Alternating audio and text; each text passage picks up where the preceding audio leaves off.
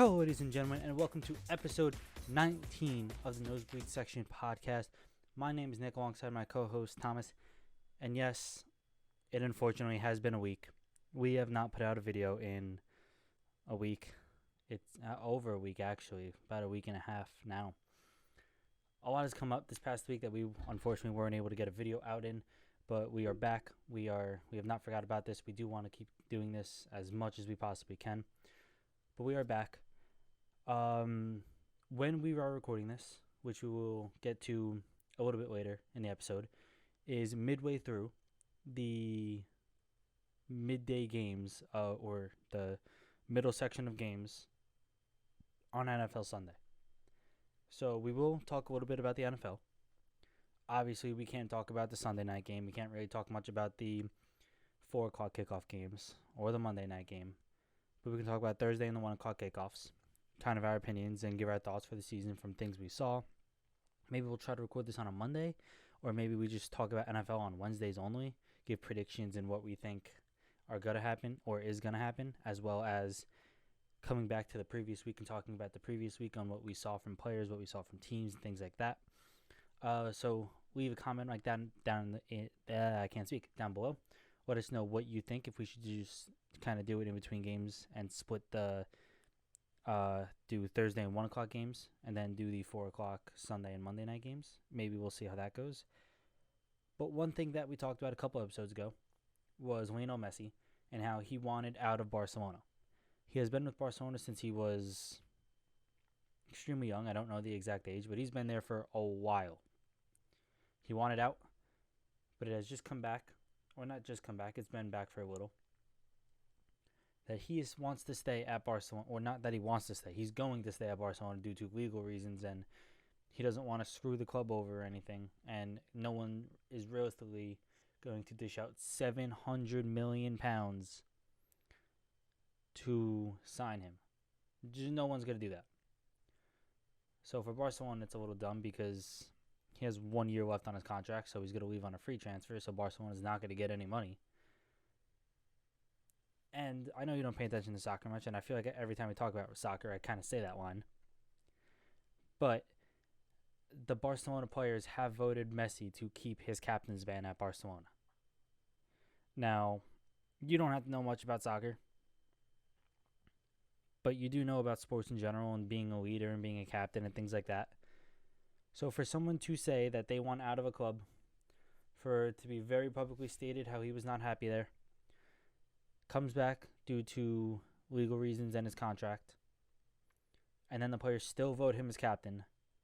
What are you thinking about this whole situation? Does he deserve to keep this captain's armband?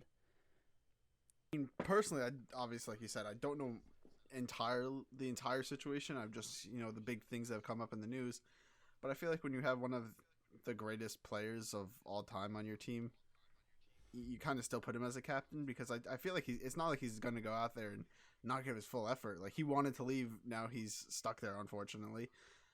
I feel like he still is going to put 100% effort in. He's going to want his teammates to put their 100% effort in. He's still going to go hard, I would imagine. So I feel like having a generational talent, I feel like you have to make him the captain. I could see the other side of it, but in my opinion, I feel like he should still be a captain. All right. Now, to your point of having the best player, I don't think that applies for everything. Because Real Madrid had Cristiano Ronaldo, but Cristiano Ronaldo wasn't the captain of Real Madrid. Similar to that, you can look at football. Le'Veon Bell is not a captain of the Jets. I would say he's one of the best, if not the best player on the Jets. He's not a captain. Go to hockey. Hockey necessarily doesn't put the best player as the captain. There's only one captain. Football, you do tend to have a lot more. There aren't really any captains in basketball. There's just kind of like leaders. So I don't think it necessarily has to be the best player, but I think it does kind of show that it's the players voting Messi does not mean Messi's at fault here. I think it kind of shows light that they know Messi wanted out, but not because of the team, because of the owners. Yeah. Because he publicly stated that he doesn't like the owner and he wanted new ownership, and he says that nothing's being done properly. They just kind of deal with things as it goes, and they don't plan for anything. So he wanted out for reasons other than the team and other than that. And I feel like that translated to play on the field, but not just for him, for a lot of people, for a lot of players. Because Barcelona did struggle last season.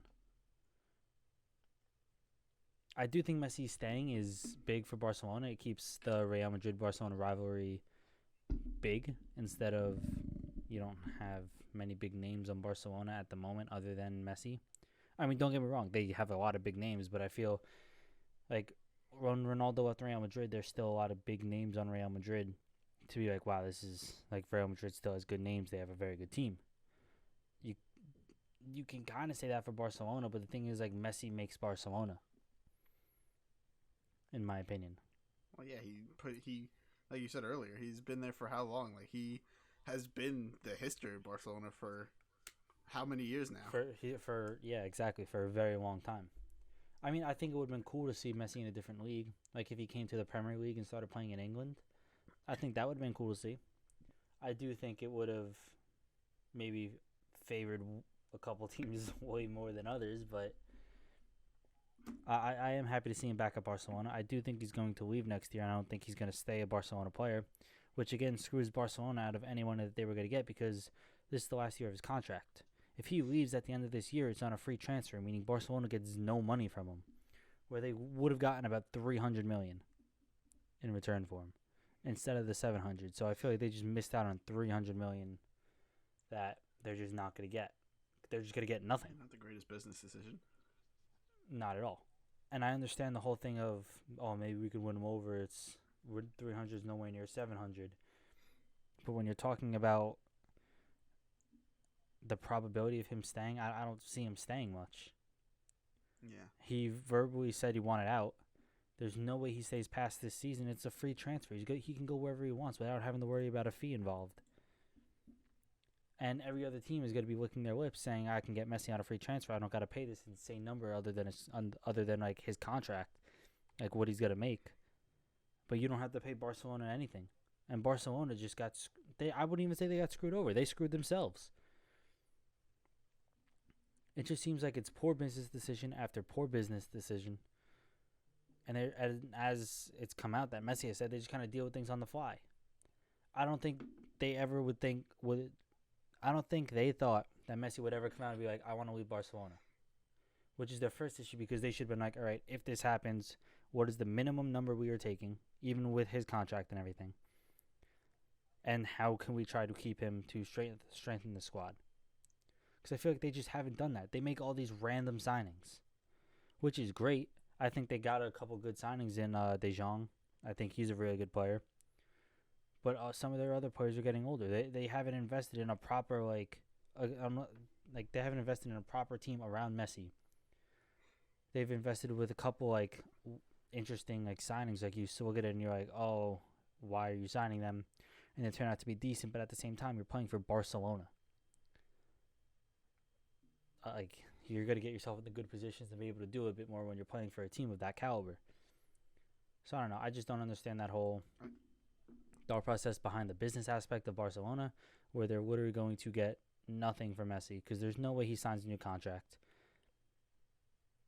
You're literally getting nothing, and you could have got $300 million for him. Everything you just said there literally just builds on top of Messi's point of saying that he doesn't think the ownership handles things well. Like it literally how they've handled his own situation has proven his point even further, which is crazy. Like Real Madrid, year after year, is just trying to get a good player, a highly rated player. Like obviously, some of them aren't going to work out. Not every signing, every person that a team brings in is going to work out.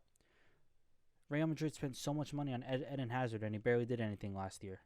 But that's a risk you take. Eden Hazard was phenomenal at Chelsea. Barcelona's not really doing that. They sign a player every once in a while. They had Neymar left. And now there are talks about Neymar coming back, but now there's no way Neymar goes back.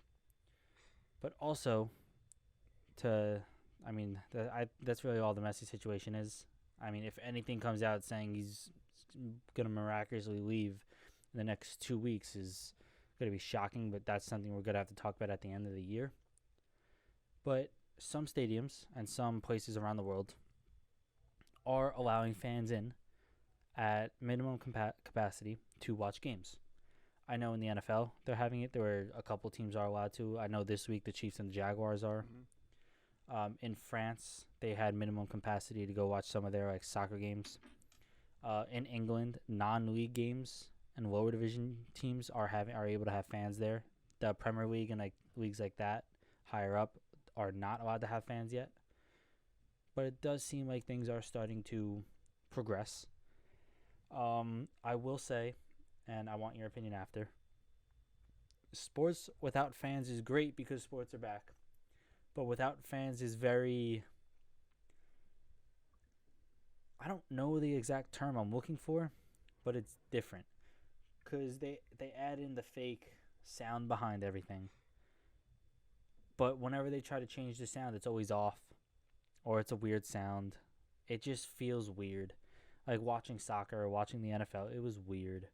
Like, what do you think?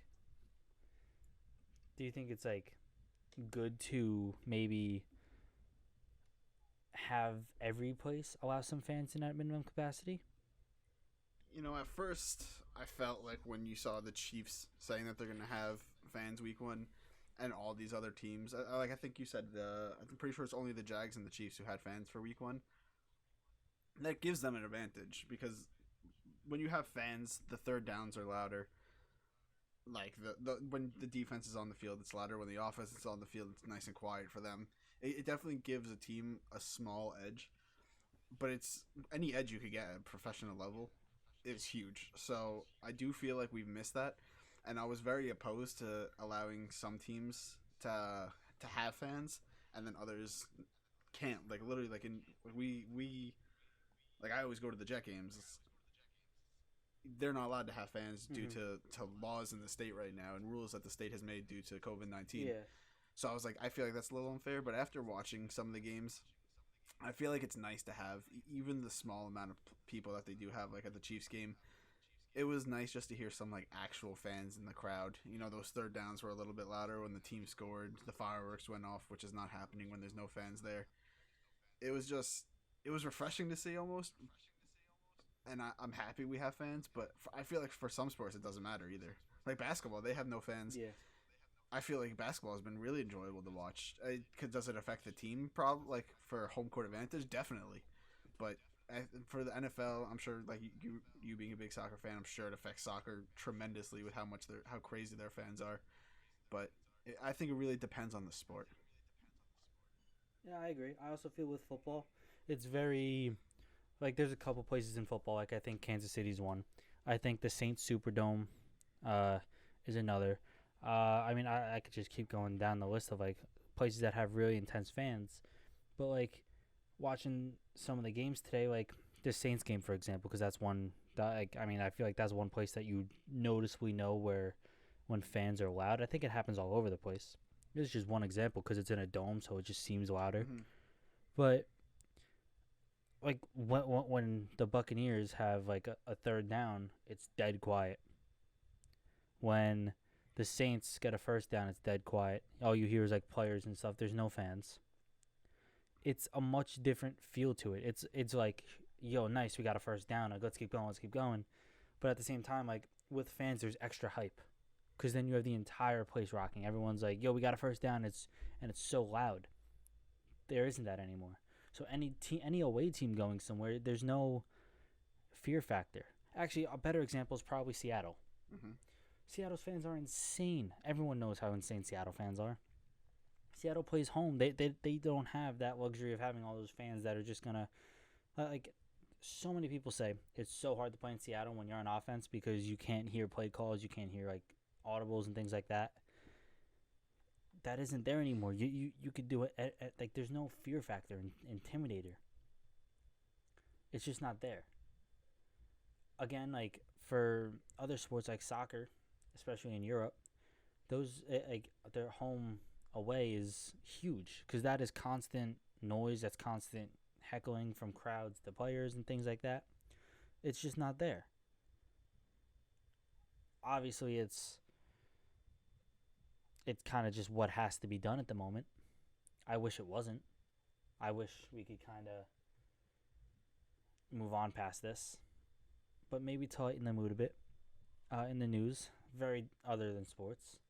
That was good English.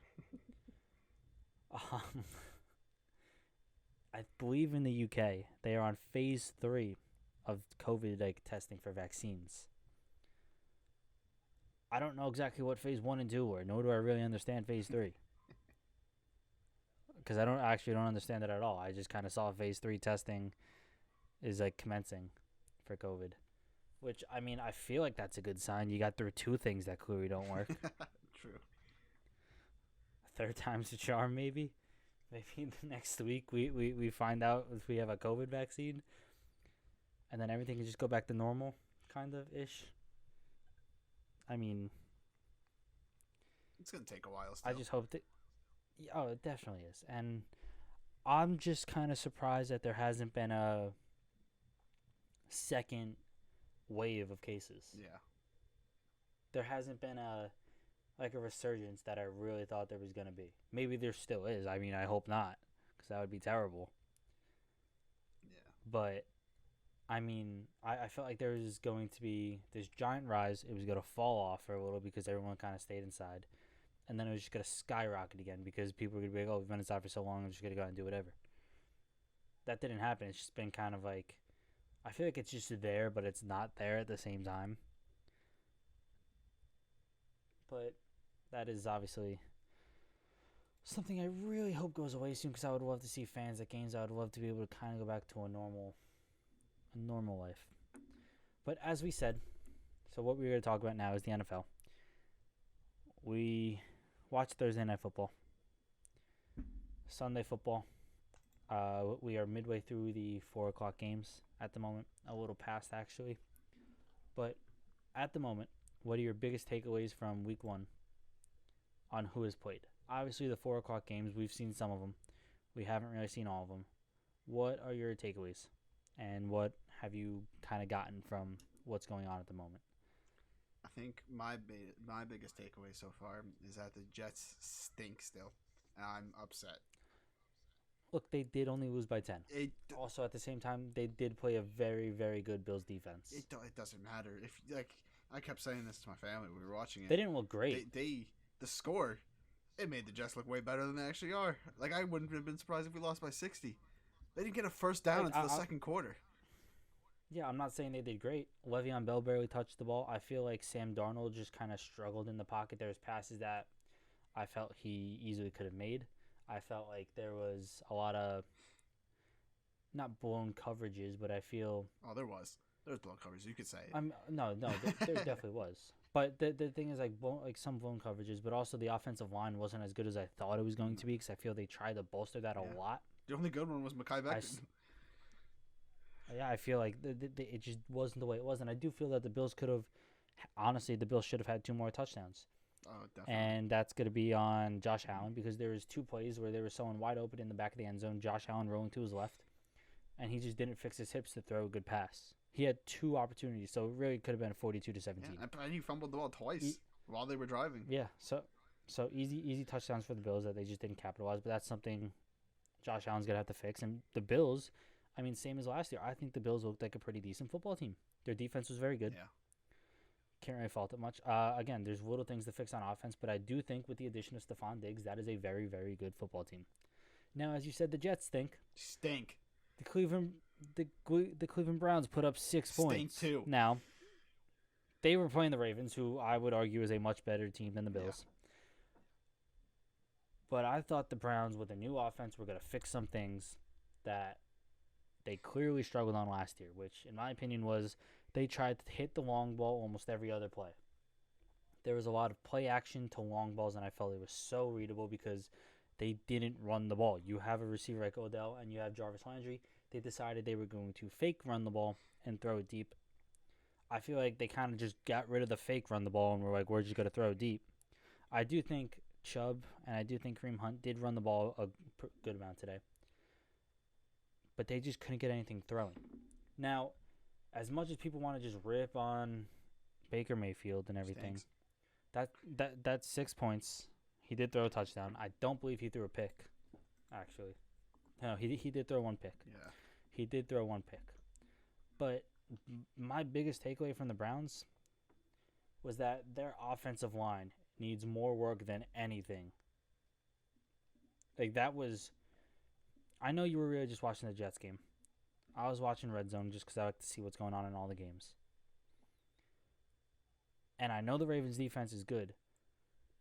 And as much criticism as you want to give Baker Mayfield, the Ravens got to Baker Mayfield as if the Red Sea was parted and no one wanted to block. It was like you play Madden on like all Madden and like the defense just runs past you because you have to like fix your blocking and like it still doesn't work. Mm-hmm. That's what it was like. Yeah. I mean, all credit to the Ravens. And I know people have their criticism of the Browns. I do too. I don't think the Browns are a very good football team. I thought things were going to be fixed. And I think, again, the Browns are so focused on their offense, they don't care about the defensive side of the ball other than a very few players. I just don't think it was a very good performance at all, and I think the Browns need to fix a lot coming into this next week's game. And as much as you want to rip on Baker Mayfield, I don't think he would honestly had that bad of a game. Like, don't get me wrong. They put up 6 points. So I can't sit here and be like, oh, they did like pretty well. Like, I can't do that because they didn't. But 21 for 39, a little over 50%, 189 yards, 1 touchdown, 1 pick. If you saw the game, he had no time in the pocket to even throw short passes. Like, it was bad for him. Yeah. Now, obviously, I hope we have a different conversation next week because I would like to see the Browns do a bit better because I think the Browns have put a lot into that team to improve it. There just hasn't been results because I do think Kevin Stefanski is a really good coach. But we'll go to the Thursday night game. Chiefs beating the Texans 34-20. I think the Chiefs looked very good. The Texans started out with their first drive looking phenomenal, and then they just kind of like didn't know what was going on. Again, like Deshaun Watson kind of lost DeAndre Hopkins, so he just doesn't have that throwing option. Was there anything else that stuck out to you this week so far? I don't think the Chiefs are going to lose a football game. You No. don't. I do think their defense was a little bit iffy. On the first drive, maybe. Well, I would say a bit, only because I do feel like there was other completions and things that the Texans could have done a lot better. But again, it's a much different Texans offense than last year. You can't just kind of throw it up to DeAndre Hopkins and expect him to come down with it. Like, you don't have that option. Yeah.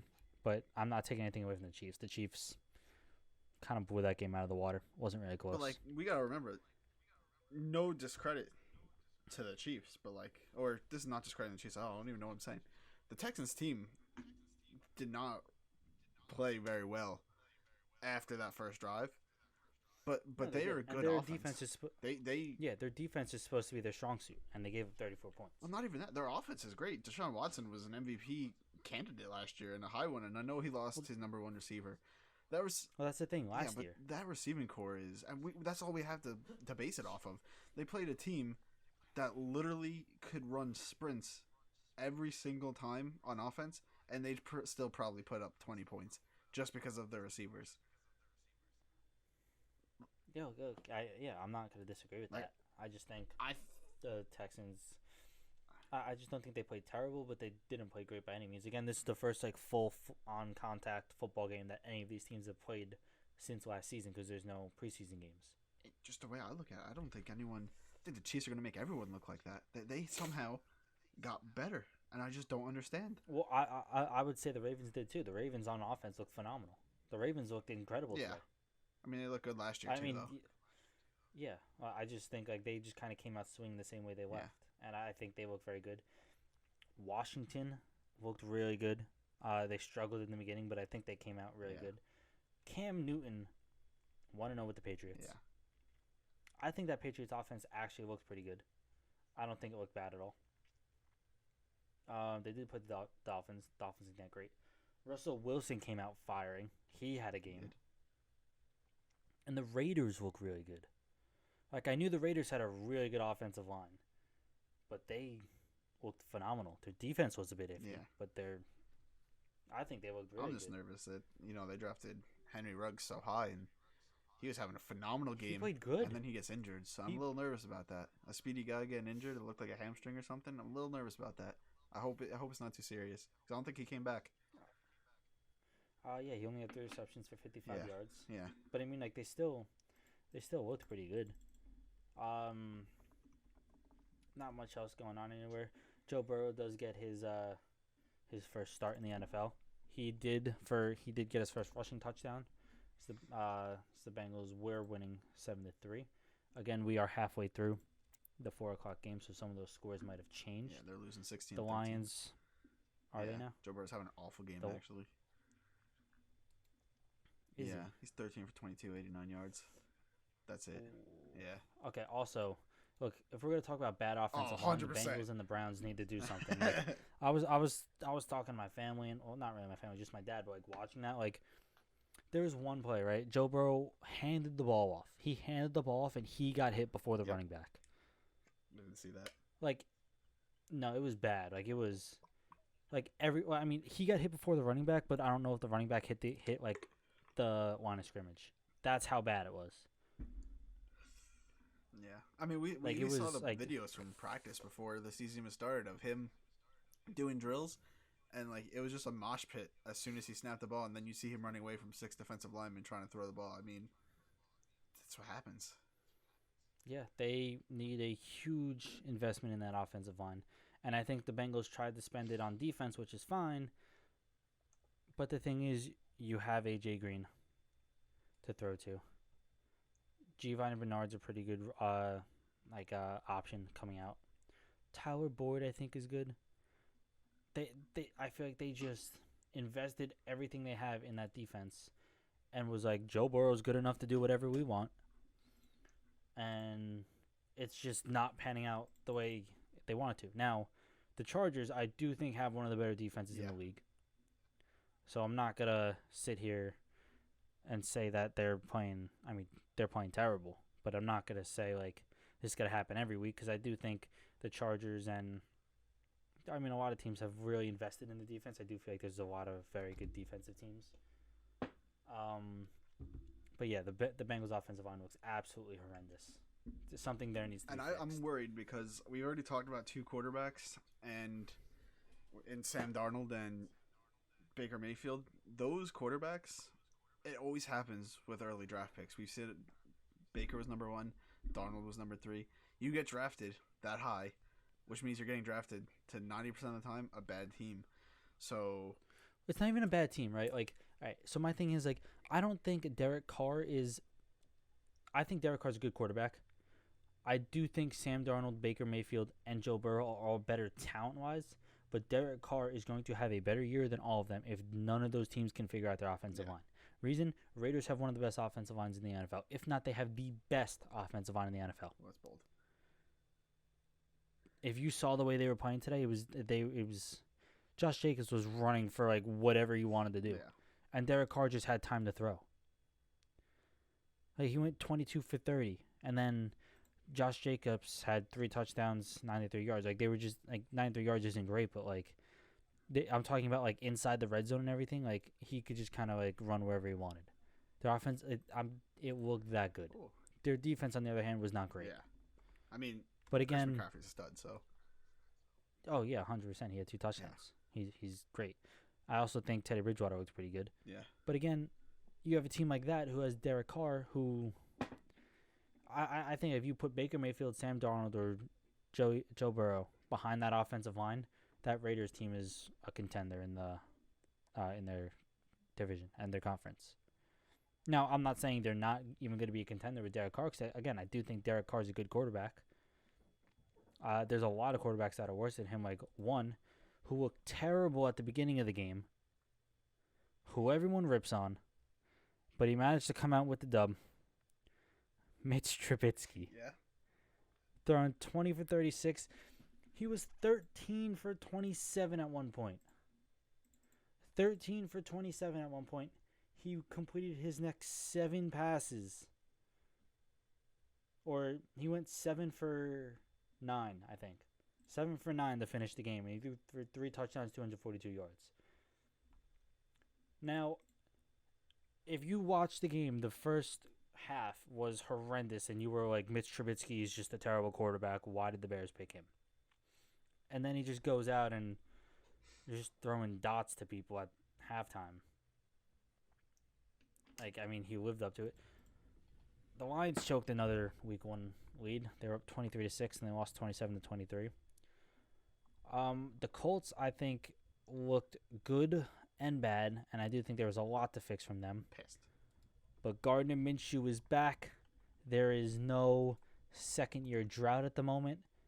19 for 20 on pass completions. 3 touchdowns. 173 yards. 19 for 20? He didn't throw the ball that much, but, I mean, that's insane. 96% completion rate? Yeah.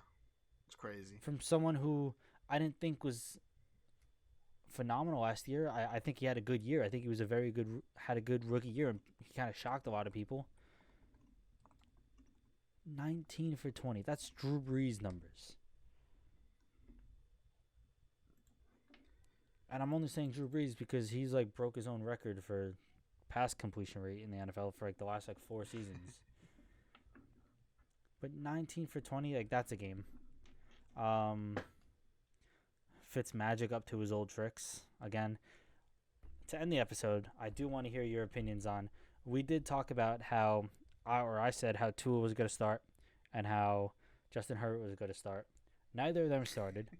Ryan Fitzpatrick throws 20 for 30 for 191 yards and 3 interceptions.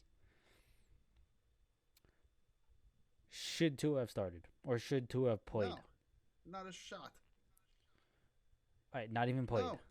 What are you gonna? You have to think about this.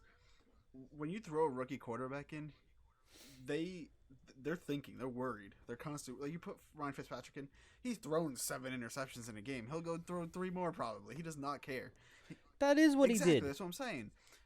They looked horrendous. But if you put Tua in that situation where the team is not up to par, and you're breaking down his confidence because a receiver can't catch the ball, a receiver tips it off, it's intercepted, all of a sudden Tua has an interception on his stat line.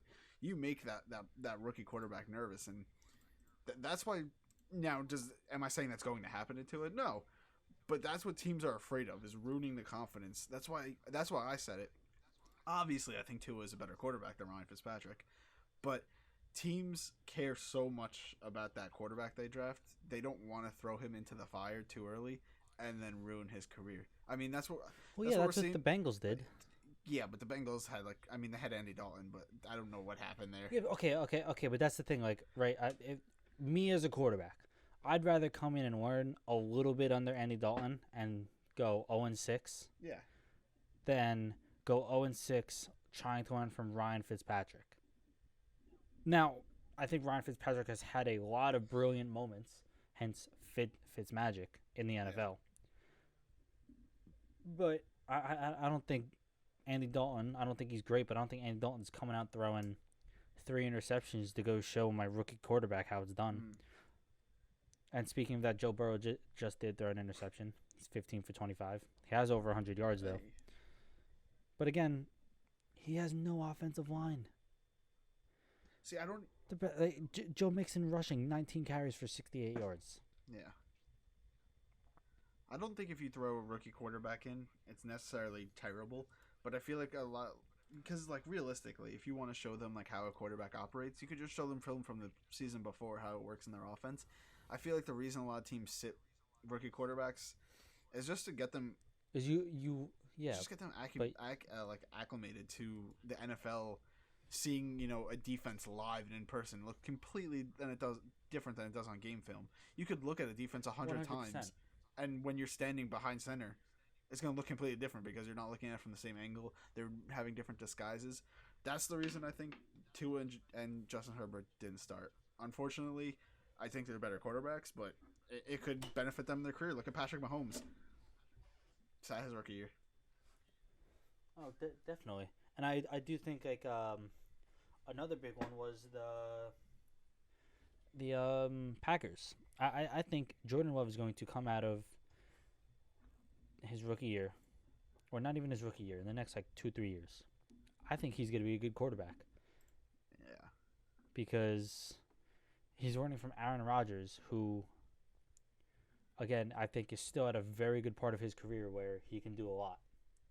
And there's not going to be, like, he's learning film, but he's also learning to see how Aaron Rodgers is doing pregame warmups. He's learning how Aaron Rodgers is prepping for this game. Yeah.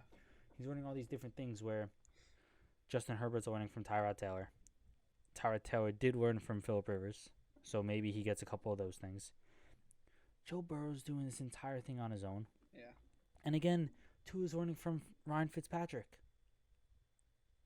Now, I'm not saying any of these quarterbacks are going to take anything that they get from these older players. But, I mean, Jordan Love, if you don't pick anything up from Aaron Rodgers, considering him as one of the better quarterbacks in the NFL, in NFL history, something's wrong there. I mean, I wouldn't say any of these quarterbacks are behind anyone who's even that good. And same thing with Baker Mayfield. Since we're on that topic, a lot of people give Baker Mayfield a lot of stick, but he's done this all by himself. He came in after Johnny Manziel. Yeah. And you have no one to learn from. On top of that, the Browns are like, we'll give you one offensive line piece each year. If you can make it past 5 years, you're set. Yeah. That's what happens with no quarterback. Draft picks, though. Well, yeah, it sucks. Yeah. What? It sucks, and it's hard for them. But I mean, I guess for some of them, like Joe Burrow and Sam Darnold and Baker Mayfield, there's no real way around it. No. Where I think Daniel Jones is going to have a good year because he played last year, but he also learns from Eli Manning, also one of the better quarterbacks in NFL history. Yeah. I wouldn't say Eli Manning is even that great of a quarterback, but what Eli Manning has been able to do in his career, I would consider him. I don't know. That's a bold take. Talent-wise, I don't think Eli Manning was that great. Oh. I don't think he was that great talent-wise. Oh. Now, what makes him great is his ability to read a defense and basically put his players in certain positions. The same way other great quarterbacks have been able to, like, because he wasn't a very mobile quarterback. No. I mean, most quarterbacks. But I guess like most recently. quarterbacks up until now are not that mobile. So, like athletic ability, not great. He can throw a football. He was very accurate throwing a football, but he was so good at reading a defense that he could make defenses and he knew how to manage a game. Like both Super Bowls he won over the Patriots was just managing a game. I mean, he had to come back for one of them, I think. But it was really just managing the game and like giving the Patriots with as little to work with as possible. Yeah. Which is where I think he succeeded the most. And Daniel Jones, although he got him at the latter end of his career, has learned a lot from someone like Eli Manning. And again, a lot of these quarterbacks aren't able to. Dwayne Haskins didn't really have that because he had to step in half a week in, 2 weeks in, for when Alex Smith hurt himself. No. And then he was fighting for a spot with Alex Smith didn't play last year. Alex Smith didn't play last year. Dwayne Haskins just took over because they didn't have a quarterback. I forget who they started at the beginning. Yeah, I forget. He was like splitting time because he didn't start. No, he didn't. Dwayne Haskins. He didn't, but it was. I forget who it was. One person who I think really succeeded us coming in as a starter is Kyler Murray. Yeah. But again, I think he came into an offense that was kind of set. Yeah. And they've obviously implemented some plays around him where he's able to, because he's a very good runner. He's able to run the ball a bit more in that offense. So I do think he was able to come into something like that and he was able to succeed. Because I think he does have a good offensive line, but he's also able to get out of a lot of things. Where I don't think as much as Joe Burrow and Baker Mayfield can run, I don't think they have the ability that Kyler Murray does. Mm-hmm. Yeah. So you have teams like that, and then you have teams like the Buccaneers who, after 2 more years or so, do they still have Tom Brady? No. Now the thing is, do you draft a quarterback in the next year or two? And basically say, because I mean, Tom's not going to want to split time. That's what he wants. But maybe the Buccaneers are like, Tom, we want to draft this quarterback. We think he's a really good quarterback, but we want him to learn under you. If I'm the Buccaneers, that's what I do. and then you walk right into Bruce Arena's offense, and that team just takes off from where it is. Because that you don't need to be a mobile quarterback to fit into that Buccaneers offense at the moment. Yeah. Now, from what I've seen watching some of the game, I do think there is a lot that needs to be tweaked in that offense, like a 3rd and 13 possession trying to do a tight end screen. Interesting. But again, that's something that like you have to work kinks out. You the brand new quarterback in a on a brand new offense, and a good amount of that team is also in a brand new offense. So maybe that fits in like differently, but I think they should, because I think their defense is like pretty good. I don't think it's bad. I do think that it's going to be a lot of kinks. I think they're going to struggle at the beginning of the season, but I do think they're going to come out and they're going to end up being a playoff team. Kind of all depends on how fast that offense gets acclimated with each other, like in-game situations. Because again, as you said, in practice it looks completely different than in a game. Yeah. Also, you have an idea of how your defense is going to set up. Exactly. You're going against the on same like certain defense. plays, like exactly. So like even if you don't know the exact play that is being called for that defense or the exact setup that defense is trying to do, whether it's like a man-to-man, a cover, a blitz, or anything, like even if you don't know what they're calling, you can just kind of see that from that setup because you have the entire team's playbook. Yeah. If you're going in and you're seeing a team for the first time, now you have to try to read what that defense is showing, which is where I think, as I was saying, a quarterback like Eli Manning, a quarterback like Tom Brady, like Drew Brees, who are not very, like Aaron Rodgers, who are not very mobile quarterbacks at all, is where they shine because they read defenses so well. They can see that this player is going to be open at this time because this person's running a certain way, or maybe you call an audible that puts someone in a certain position. And that's where I think those other quarterbacks have succeeded, where I think quarterbacks that are very new that can read a defense but not as well, especially because an NFL defense is a lot more difficult to read than a college defense. It's a bit different. But that is going to do it for this episode 19 of the Nosebleeds Section podcast. On Wednesday, we're going to talk about the ending of the 4 o'clock games, as well as the Sunday night and Monday night games, as well as some other topics that do arise coming into Wednesday.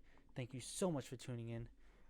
Make sure you leave a like, comment, and subscribe, and we'll see ya.